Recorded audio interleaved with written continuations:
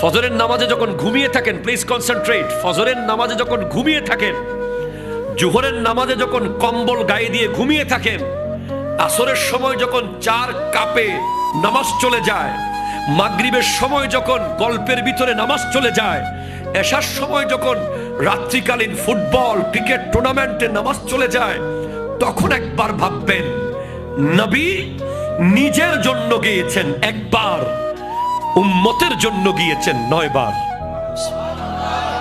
আবার বলছে নিজের জন্য গিয়েছেন একবার, উম্মতের জন্য গিয়েছেন 9 বার। বারবার বলেছেন মুসা আবার যেতে হবে, হ্যাঁ আপনার উম্মত, আমার উম্মত, ঠিক আছে আমি আবার যাচ্ছি। মুসা আবার যাব, হ্যাঁ আপনার উম্মত কষ্ট পাবে, ও আমার উম্মত কষ্ট হবে, আমি আবার যাচ্ছি, আমার উম্মত আবার যাচ্ছি, আমার উম্মত আবার যাচ্ছি। আমার তো মনে হয় খোদা কি কসম ওই নবী উম্মতকে এত মোহাব্বত করেন, 9 বার না 9 কোটি বারও যদি যেতে হতো উম্মতের জন্য আমার নবী যেতেন।